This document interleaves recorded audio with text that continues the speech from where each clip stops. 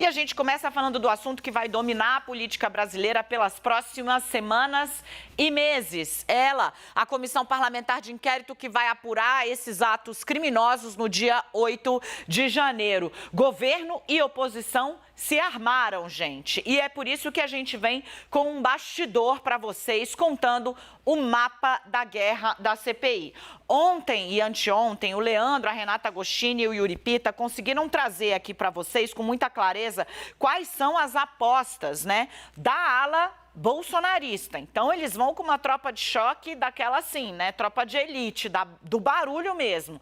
Flávio e Eduardo Bolsonaro, portanto, 2 dos 3 filhos políticos do presidente vão estar nessa CPMI. A Damares Alves, que é uma senadora, né, que foi ministra de Bolsonaro, e ela é conhecida por ter pouco cuidado com o que fala. Ela chegou a ser alvo de investigação por ter dito, o nível do absurdo foi esse, né, que crianças tinham dentes extraídos para serem alvos de abuso, baseada no que, Daniela? No mais absoluto nada, né?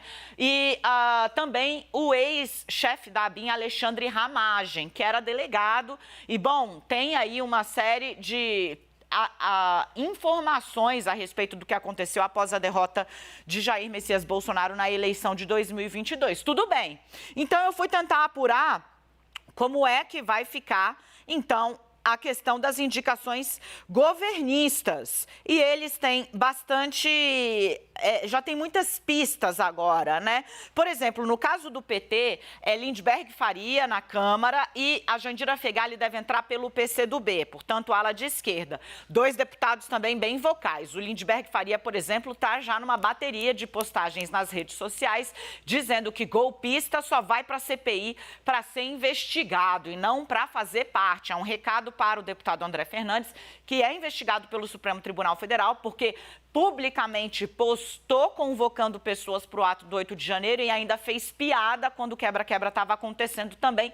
Depois apagou, mas o print é eterno e a investigação está rolando. Esses 2 bem vocais estão já ali sendo preparados para representar. Do lado do Senado, então, se você tem Ramagem ali como uma linha de frente bolsonarista ligado à polícia, do lado do Senado você vai ter Fabiano Contarato, senador pelo Espírito Santo, filiado ao PT, que é delegado, tem experiência e mesmo não sendo membro da CPI, gente, da pandemia, conseguiu fazer um trabalho bem legal. Além disso, se o PT tiver uma segunda vaga, vai Rogério Carvalho. Humberto Costa não será integrante da CPI da pandemia, já vi brigada. Ele não será, perdão, da CPI dos atos antidemocráticos, porque ele já participou da CPI da pandemia, mas está ajudando a organizar as coisas. E mais, né? Você tem ali ainda um entendimento no PSD já a respeito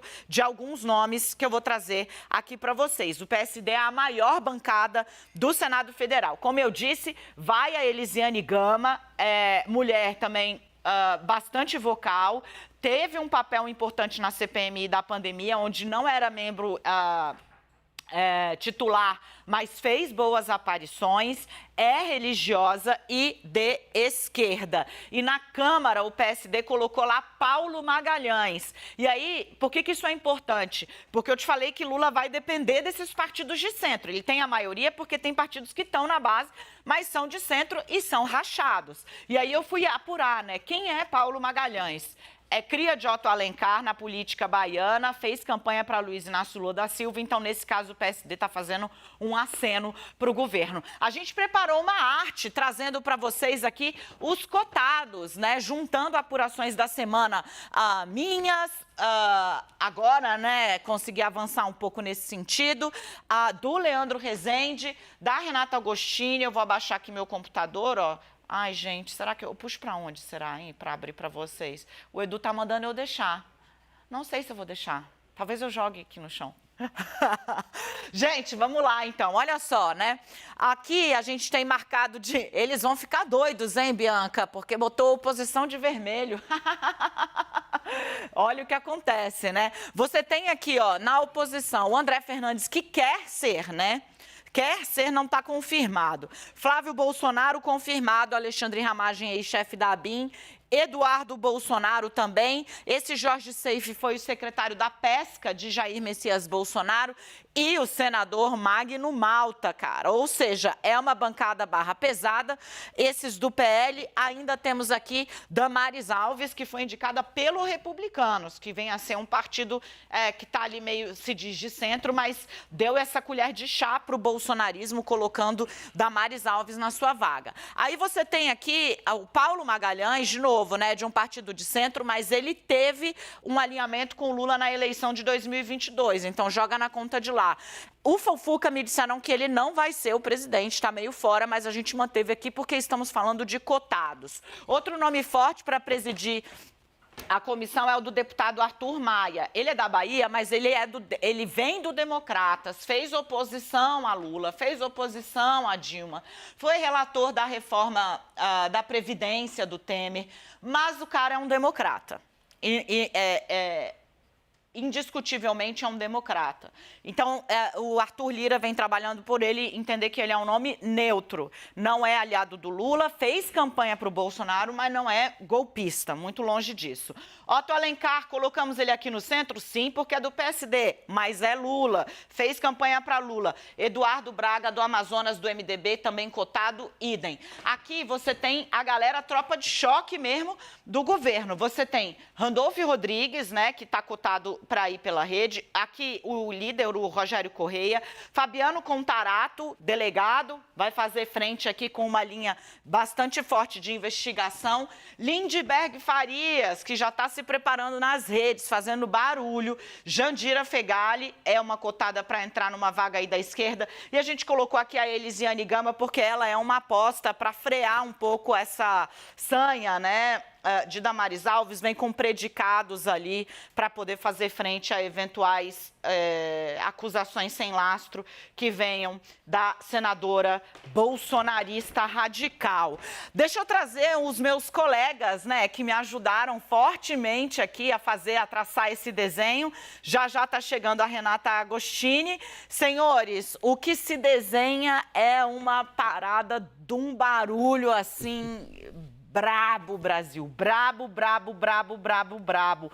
Leandro Rezende, né? Como é que a gente consegue avançar um pouco? Porque os partidos que vão ser meio determinantes estão segurando a onda, né? De colocar esses nomes na rua. Me disseram, não, é cedo, Daniela, ainda tem até a semana que vem. Mas a gente sabe que no bastidor as estratégias já estão sendo traçadas. Quem que a gente precisa ficar de olho? A gente precisa ficar muito de olho no União Brasil, porque é o partido cotado aí para presidir ou relatar essa CPMI. Dani, boa tarde para você, Yuri, daqui a pouco Renata está aqui com a gente. Boa tarde para todo mundo que está com a gente no CNN 360.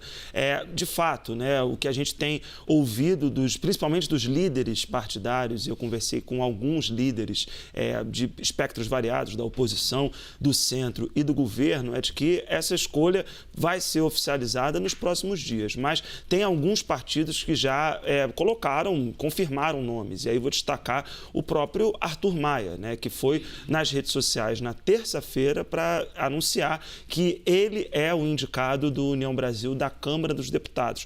Isso num processo ali de capitalização em torno do nome dele para que ele seja, hoje eu ouvi de um líder do União Brasil, ou o presidente ou o relator dessa CPMI. E aí até você falou um pouco disso, Dani, nessa semana, quando a gente estava ainda tratando como uma possibilidade o nome do Arthur Maia indicado pelo União Brasil, de que isso não seria uma boa notícia para o governo Lula. Hoje eu fui rebater isso com alguns líderes que, de fato, né, tem uma declaração ali e um posicionamento do Arthur Maia, logo no começo do governo, quando ele se diz que não era obrigado a votar com o governo, que as indicações, as indicações do União Brasil para ministérios não necessariamente significariam uma adesão ao governo. E o que eu tenho, né, de novidade desse partido que vai ser importante para a composição da CPMI?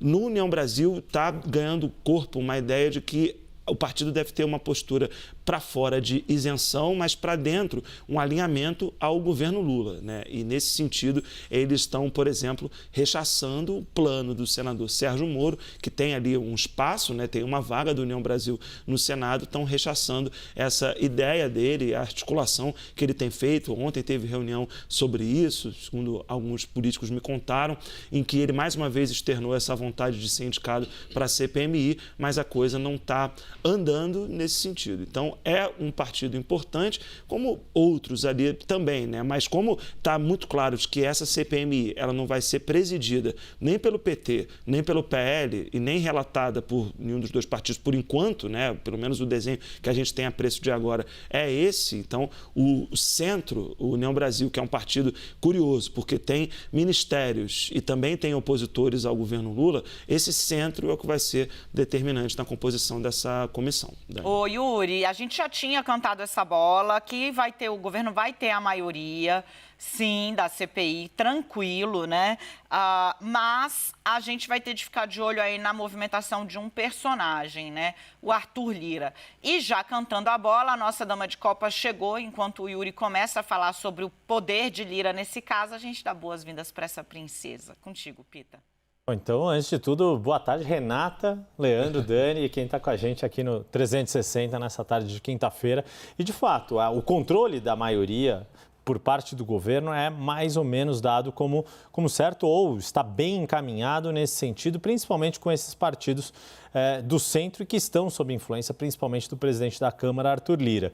E aí o nome de Arthur Maia surge como principal opção ou uma opção bastante robusta para presidir esta CPMI, por ser um político experimentado, era o presidente da principal comissão da Câmara no ano passado, da Comissão de Constituição e Justiça, tem uma trajetória bastante importante no Congresso Nacional, tem posições opostas ao do governo, mas não é um opositor radical do governo, como o Leandro Rezende estava colocando, e isso é crucial para se ter alguém que consiga dar conta do barulho que muita gente promete fazer. Não só por ser uma CPI formada por deputados e senadores, mas por esse perfil de parlamentares que está sendo escalado por ambos os lados, bastante duros, bastante barulhentos, bastante ruidosos. E, claro, a grande diferença dessa CPI, ao contrário de outras CPIs em outros momentos, é que não é a CPI que está na linha de frente das investigações mais técnicas, digamos assim, dos atos de 8 de janeiro. Já há, né, a gente está aqui quase, praticamente arredondando, 8 de maio, 4 meses depois do 8 de janeiro, quando a CPI começar a, de fato, ser instalada e começar a organizar os seus trabalhos, ou seja, 4 meses de frente das investigações policiais, criminais, sob responsabilidade do Poder Judiciário, da Procuradoria-Geral da República, isso faz muita diferença. É claro que uma CPI sempre vai ter muito ruído, muito barulho político, tem muita disputa política, os opositores do governo colocam isso, mesmo aqueles mais moderados, que querem também apontar o dedo para o que vem, consideram falhas do governo Lula no episódio, mas, de novo, nunca se dá para esquecer que, se alguma autoridade falhou quando aconteceu tudo o que aconteceu, elas só falharam porque aconteceu tudo o que aconteceu. Ou seja, antes e com muito mais gravidade. Tem fato determinante e quem estimulou, que é o não aparecimento da polícia de Anderson Torres, né? Exato. Não, e quem estimulou as pessoas a irem até Brasília. Porque se as pessoas chegassem lá, mas a polícia militar tivesse atuado, ou já o era exército tivesse dito, gente, isso aqui não é a casa da mãe Joana, fazer favor levantar esse acampamento em outro lugar, obrigada, né? É exatamente isso. Renata Agostini, vamos ficar de olho em Arthur Lira, porque tinha aí, digamos, uma incógnita, né, sobre o Republicanos. E aí, que estava sendo cortejado pelo governo, e essa incógnita se desfez rapidamente quando os caras pegam e falam, não, a nossa vaga é da Damares Alves. Da Damares Alves, né, no caso do Senado, o suplente é o senador Cleitinho, que também não se pode colocar ali como uma tropa governista.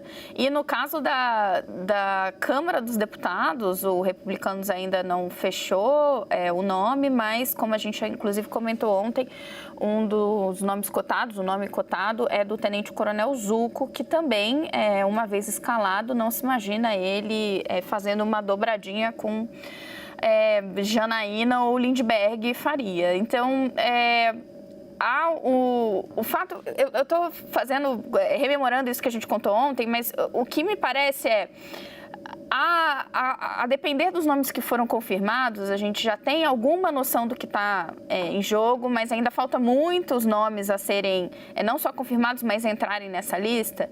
Me parece que a gente tem um desenho muito diferente do que a gente viu lá na CPI da pandemia para chamar na sua memória a CPI mais recente, mais célebre. Por quê, gente? Quando a gente começou a CPI da pandemia, você já tinha na largada um grupo majoritário fechado. Era o tal, eles até se auto-intitularam muito rapidamente de G7. E ali, G7 até porque para já mostrar que eles tinham a maioria. No colegiado, que como era uma CPI, ele era menor. E ali o governo até tentou, não sei se vocês vão lembrar, tinha um papo, vão tentar virar o Eduardo Braga era desse G7, vão tentar fazer uma ponte para o Omar Aziz, mas logo no início da CPI da pandemia já ficava muito claro que o governo não tinha muito o que fazer para quebrar essa hegemonia do que se convencionou chamar como grupo majoritário, que era de oposição, ainda que alguns integrantes do G7 diziam que eles não eram da oposição, eles eram independentes, mas eles tinham fechado um acordo para ir para cima do governo em relação ao tema da pandemia. E ali a gente tinha aquela tristeza, aquela tragédia que ainda temos, porque ela é um fato da história do país, de centenas de milhares de mortos, que inclusive eles usavam no início para chamar atenção. Então eles tinham um acordo fechado de ir para cima do governo. Por que eu trouxe isso? Porque me parece que a gente tem uma situação diferente agora. É um número muito maior de parlamentares em duas casas. O governo, ainda que largue com uma maioria, vai ter que ficar o tempo inteiro atento a esse grupo aí do meio do centro. Alguns nomes, o caso, por isso que já está até marcado em cor diferente. Damares Alves, o governo sabe que vai olhar ali, não. Ela é do grupo de oposição, está posto.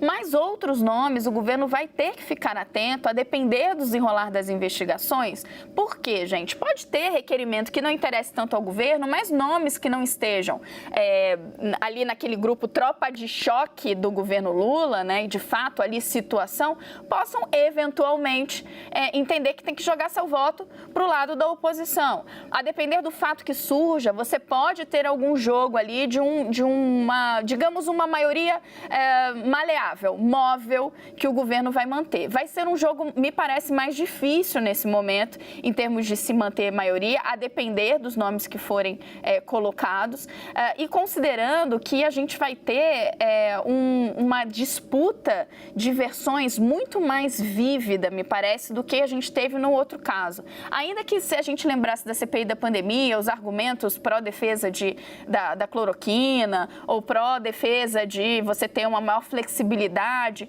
ali o discurso se consolidou de uma forma muito mais rápida, por conta das evidências, do número de mortos, do consenso científico, era tudo muito mais complexo de se furar. Nesse caso, o jogo, me parece, vai ser muito mais renhido.